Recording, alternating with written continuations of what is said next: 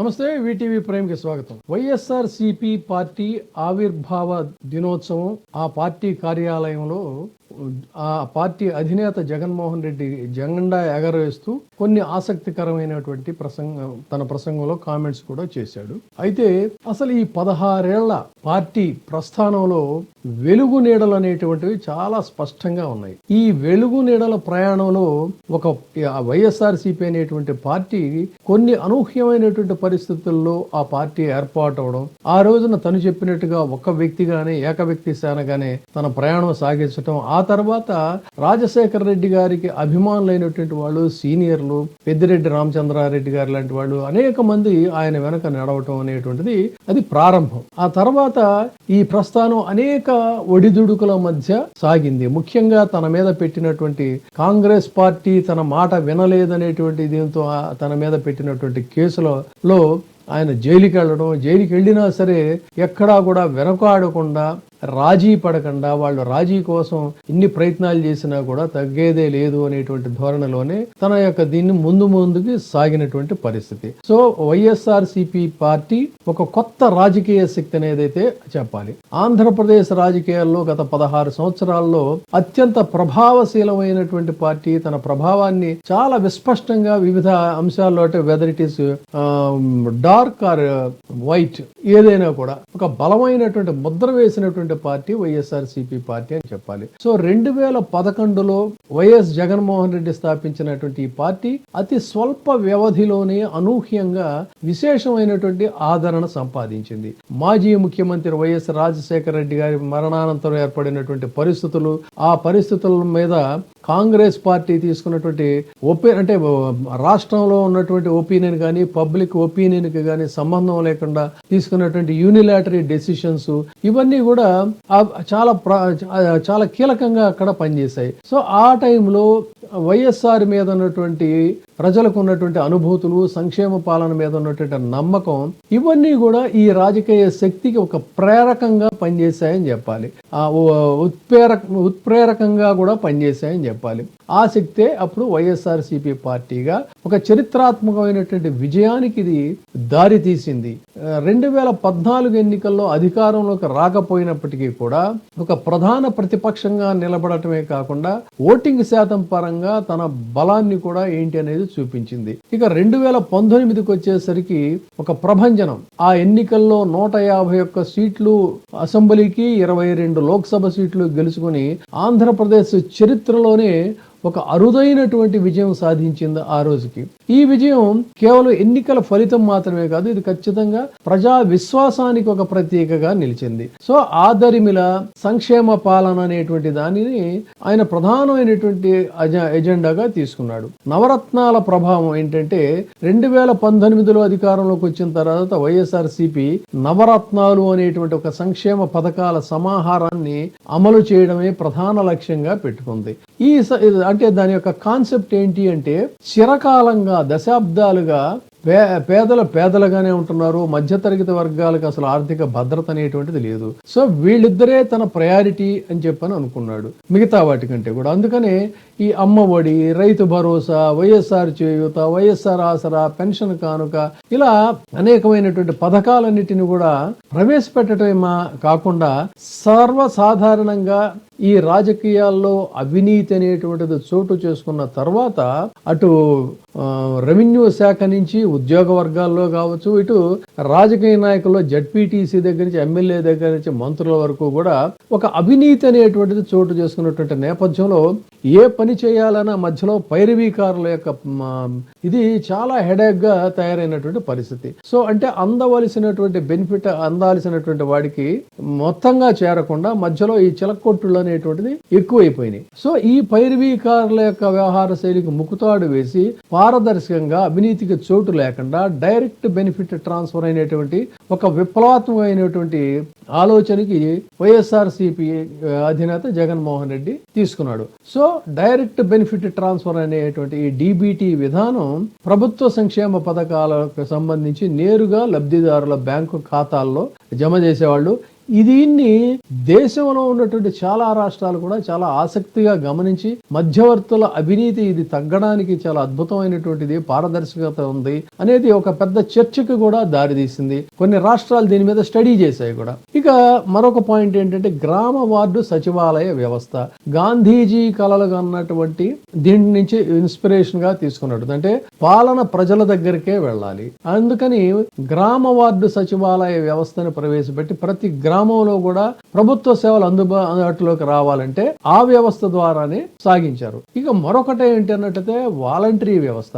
ఈ వాలంటరీ వ్యవస్థ మీద విపరీతమైనటువంటి ఒక దుర్మార్గపు దుష్ప్రచారం జరిగింది. కానీ ఇది ఎంత గొప్ప వ్యవస్థ అన్నట్టయితే ఆ ఊళ్ళల్లో ఉండేటువంటి వాళ్ళు, యువత ప్రత్యేకించి వాళ్ళకి ఒక నిరుద్యోగులుగా ఉండేటువంటి వాళ్ళు కానీ, చిన్న చిరుద్యోగులు కానీ, వాళ్ళు ఏదో కొంత తృణమో దీని ద్వారా లబ్ధి పొందడమే కాకుండా వారి గ్రామాల పట్ల, ప్రజల పట్ల ఒక కన్సర్న్, ఒక నైతిక బాధ్యత అనేటువంటిది ఇవ్వటం, రోజు ఆ కష్టాలు పడేటువంటి ప్రజలతో వాళ్ళు ఇంటరాక్ట్ అవ్వటం వల్ల వాళ్ళలో ఒక సామాజిక స్పృహ అనేటువంటిది రావటం, మన ప్రకృతి వైపరీత్యాలు ఇలాంటి కెలామిటీస్ వచ్చినప్పుడు వెంటనే ఆదుకొని ఒక కుటుంబ సభ్యుల్లాగా వాళ్ళకి చేరువు కావటం, ఇలాంటి అద్భుతమైనటువంటి వ్యవస్థ ఇది. అయితే దురదృష్టవశాత్తు వాళ్ళు రేపులు చేసేటువంటి వాళ్ళని, అర్ధరాత్రి ఇళ్లలోకి చొరపడేటువంటి వాళ్ళని, చాలా వాళ్ళకి వాళ్లే కుమిలిపోయి వినలేనటువంటి పరిస్థితికి వచ్చింది. అయితే ఇది ఏ రకంగా పార్టీలో కూడా నెగిటివ్ అయిందనేది మళ్ళీ వస్తాను పాయింట్కి. తర్వాత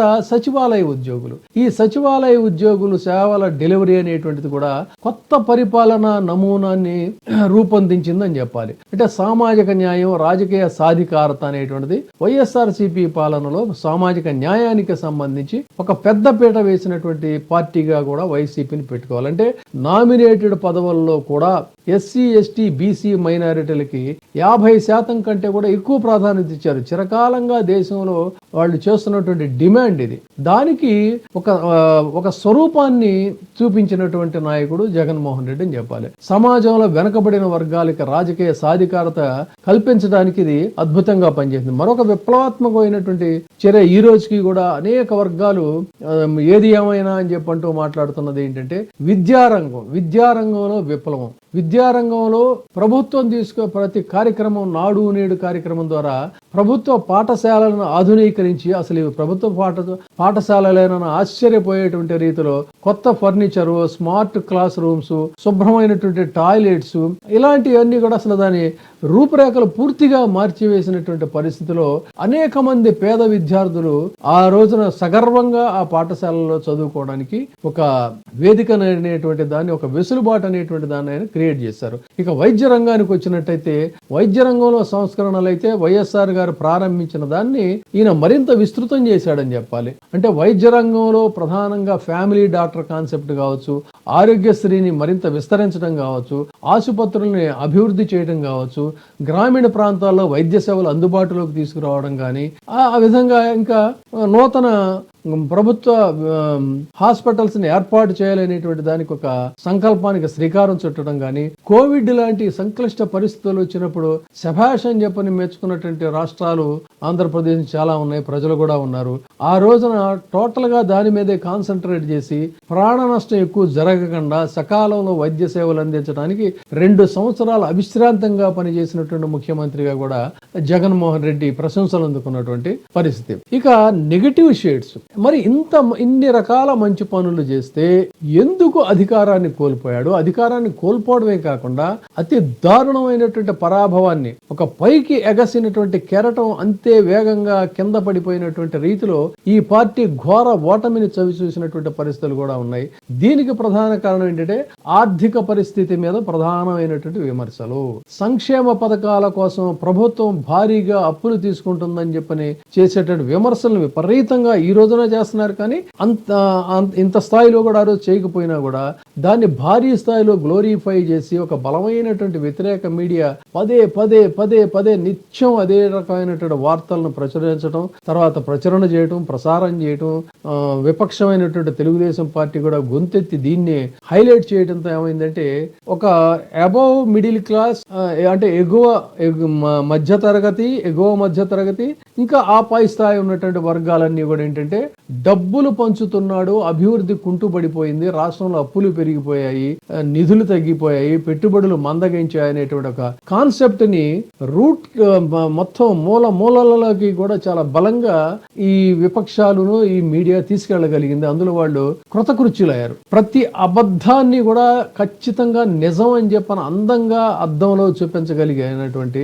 పరిస్థితి. దానికి డైరెక్ట్ లైవ్ ఎగ్జాంపుల్ ఏంటంటే ల్యాండ్ టైటిలింగ్ యాక్ట్. ఈ రోజున తెలుగుదేశం ప్రభుత్వం ఏదైతే ల్యాండ్ టైటిలింగ్ యాక్ట్ చేస్తుందో అదే ల్యాండ్ టైటిల్ యాక్ట్ ని కేంద్ర ప్రభుత్వం ఇచ్చినటువంటి ఆదేశాల మేరకు ఇనిషియేటివ్ తీసుకొని దాన్ని చేస్తే దాన్ని భయంకరంగా భూతద్దంలో నుంచి ప్రొజెక్ట్ చేసినటువంటి పరిస్థితి. ఒక ఎగ్జాంపుల్ చాలు, ఇంకా మనం ఎక్కువ డీప్ గా వెళ్ళక్కర్లా. అదే విధంగా 3 రాజధానుల వివాదం. 3 రాజధానులు, రాజధాని ఔటర్, ఇప్పుడు రాజధాని పేరిట అమరావతి ఏర్పాటు చేయటం, ఔటర్ రింగ్ రోడ్ లో మొత్తం కూడా దానికి సంబంధించి ఒక ఇన్సైడర్ ట్రేడింగ్ జరిగిందని, పెద్ద మొత్తంలో టీడీపీ వాళ్ళు భూములు కొనేశారని. సో ఈ యొక్క దీన్ని ఒక కాన్స్పిరసీతో చేసినటువంటి వ్యవహారానికి అడ్డుకట్ట వేయాలన్నట్లయితే ఆ వేగాన్ని తగ్గించడం కోసం తర్వాత పాలనా సంస్కరణలు అనే పేరుతో 3 రాజధానులు అనేటువంటి కాన్సెప్ట్ తీసుకున్నటువంటి నేపథ్యంలో అమరావతి ఆంధ్రప్రదేశ్ రాజకీయాలు ఒక పెద్ద వివాదం కింద దీన్ని విపక్షాలు మార్చాయి.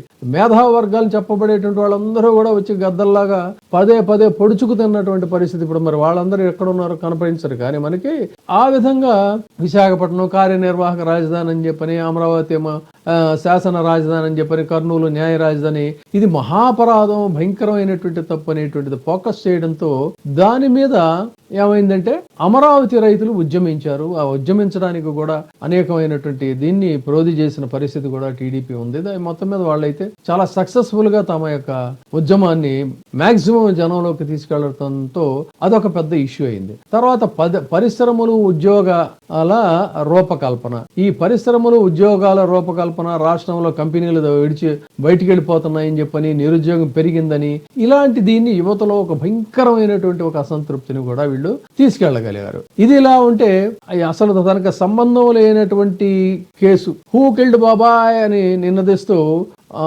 ఆ రోజున వైఎస్ వివేకానందరెడ్డి హత్య తెలుగుదేశం పార్టీ ప్రభుత్వంలో జరిగింది. అయినా సరే ఇది సాక్షాత్తు గొడ్డలతో నరికి ఈయనే స్వయంగా చంపాడన్నటువంటి రీతిలో దాన్ని చాలా కన్స్ట్రక్టివ్ గా జనంలోకి తీసుకెళ్లగలటంలో కూడా సక్సీడ్ అయ్యారు వాళ్ళు. అదే విధంగా జగన్మోహన్ రెడ్డి మీద ఉన్న సిబిఐకి ఈడీ కేసులను తరచూ వాటి మీద డిబేట్లు చర్చలో పెడుతూ ఆయన పెద్ద అవినీతి పరుడు కాబట్టి మొత్తం యావత్ అవినీతి రాష్ట్రంలో జరిగిపోతుందని. కానీ నిజానికి తనకున్నటువంటి ఆ నెత్తి మీద ఉన్నటువంటి ఆ దీంతో ప్రతి అంశంలో కూడా అతి జాగరూకతతో ఎక్కడా కూడా, అందుకే ఈ డిబిటి అనేటువంటి సిస్టమ్ ని పెట్టి ఎవరికి మంత్రులు వాళ్ళు వీళ్ళు కూడా అవినీతికి పాల్పడకుండా చాలా కట్టుదిట్టమైనటువంటి చర్యలు తీసుకున్నాడు. కానీ జరగాల్సినటువంటి ప్రచారం అయితే అదే విధంగా జరిగిపోయింది. ఇక వాలంటీర్ల విషయానికి వచ్చినట్టయితే ఒక మంచి కోసం తీసుకున్న నిర్ణయం ఆ పార్టీని ఎంత దారుణంగా దెబ్బతీసింది అన్నట్లయితే, ఈ మధ్య ఒక సమావేశం వీళ్ళది మన సర్పంచుల సమావేశం ఒకటి జరిగింది.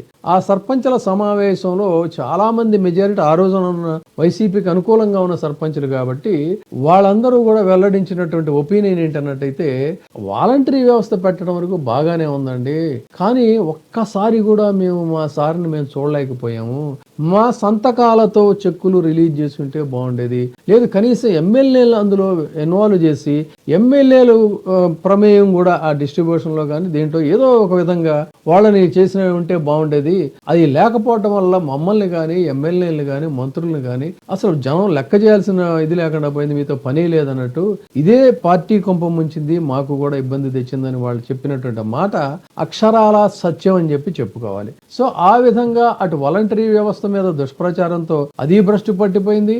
వీళ్ళ యొక్క ప్రమేయం లేనటువంటి రీతిలో రాజకీయంగా పొలిటికల్ గవర్నెన్స్ అనేటువంటిది లేకుండా చేయటం వల్ల వీళ్ళు కూడా ఇదయ్యారు. ముఖ్యంగా కేడర్ ని నెగ్లెక్ట్ చేసిన పరిస్థితి. కేడర్ ని ఈ కారణాలు ఏమైనప్పటికీ కూడా ఎంత దారుణంగా నెగ్లెక్ట్ చేశారంటే, ఒక విధంగా చెప్పాలంటే అసలు వీళ్ళతో ఇంకా మనకు పని లేదేమో అన్నట్టుగా వాళ్ళని కలవడానికి కూడా వైఎస్ రాజశేఖర రెడ్డి ఏంటంటే జననాయకుడు, జనంతో ఎప్పుడు కూడా ప్రయాణం చేసే వ్యక్తి. ఆయన కుమారుడిగా వైఎస్ జగన్మోహన్ రెడ్డి అంటే నిరంతరం జనంలో సుదీర్ఘ ప్రయాణం చేసి అందరితో కూడా కలిసినటువంటి వ్యక్తి. ఒక్కసారిగా ద్వారాలు మూసుకుపోయేసరికి వాళ్ళ మనోభావాలు లోతుగా తీవ్రంగా గాయపడినటువంటి పరిస్థితుల్లో ఎన్నికల్లో వాళ్ళు చాలా స్తబ్దుగా ఉన్న పరిస్థితి వల్ల అది పార్టీకి ఒక పెను విఘాతంగా దీన్ని చెప్పాలి, అదే ఇదైంది. సో ఆ రకంగా అక్కడ అది దెబ్బతిన్నటువంటి పరిస్థితి. ప్రచారం పెద్ద ఎత్తున సాగింది. ముఖ్యంగా 2 సంవత్సరాల వ్యవధి కోవిడ్కే పోయినటువంటి దీంట్లో వీటన్నిటి మీద దృష్టి సారించే పరిస్థితులకు ఎంతసేపు ఆ పరిపాలన మీదే దృష్టి కేంద్రీకరించడం వల్ల ఇది ఒక రకంగా పుట్టి ముంచిందని చెప్పాలి. ఇలా ఒక కర్ణుడి శాపాల్లాగా అనేకమైనటువంటి శాపాలు చుట్టుముట్టుకున్నటువంటి నేపథ్యంలో ఒక పైకి అంత ఎత్తున ఎగసినటువంటి పార్టీ అదే విధంగా చతికిలబడినటువంటి పరిస్థితులు వచ్చాయి. అయితే ఇదే ఘనకార్యం ఏంటంటే అంత దారుణమైనటువంటి ఓటమి చెందినటువంటి పార్టీ అసలు తిరిగి మళ్ళీ కోలుకోవటం అనేటువంటిది చాలా అసాధ్యమైనటువంటి అంశం, సాదాసీదా అంశం కూడా కాదు. కానీ చాలా స్వల్ప వ్యవధిలోనే మళ్ళీ ఆ గాయాలన్నిటినీ మానుకొని జరిగిన పొరపాట్లను సమీక్షించుకొని కర్తవ్యాన్ని గుర్తెరిగి ఏం చేయాలి అనేటువంటి దీంతో ఆ శక్తులన్నిటిని కూడా ప్రోధి చేస్తా తనకున్నటువంటి పోరాట స్ఫూర్తితో పోరాట పటిమతో మళ్ళీ పార్టీని పునర్నిర్మాణం చేసి నిలబెట్టుకొని ముందుకెడుతున్నటువంటి పార్టీలో ఇప్పుడిప్పుడే ఆశలు చిగురిస్తున్నటువంటి పరిస్థితి. తర్వాత ఎంత అణచివేత విధానాలు ఉన్నా కూడా భరోసా ఇస్తూ ఆ అణచివేతల్ని ధీటుగా ఎదుర్కొంటూ ముందుకు సాగుతున్నటువంటి పరిస్థితి. కాబట్టి ఒకవైపు ఎంత ఎగసినా పడిపోయిన పార్టీ తిరిగి మళ్ళీ లేవటం అనేటువంటిది అయితే ఒక అద్భుతమైనటువంటి అంశంగా చెప్పుకోవాలి. సో భవిష్యత్తులో ఆ మాత్రం ఆ స్థాయిలో నిలబడగలిగితే గెలుపు ఓటముల సంగతి ఎలా ఉన్నా ఖచ్చితంగా ఈ పార్టీకి అజేయంగా ఇది ముందుకు సాగుతుందని చెప్పడంలో ఏమాత్రం కూడా అతిశయోక్తి లేదు. కాబట్టి భవిష్యత్తు ఎలా ఉంటుంది, ప్రజలు మళ్ళీ ఈ పార్టీని ఏ మేరకు ఎంత స్థాయిలో ఎంత పర్సంటేజ్ లో తిరిగి మళ్ళీ ఆహ్వానిస్తారనేటువంటిది కూడా ఆసక్తికరమైనటువంటి అంశమే తప్ప మరొకటి కాదు. So let us wait and see. Thank you. ఇప్పుడే సబ్స్క్రైబ్ చేయండి, లైక్ చేయండి, షేర్ చేయండి. వే టీవీ ప్రైమ్, నీ ఉత్తమాభిరుచుల సమ్మేళనం.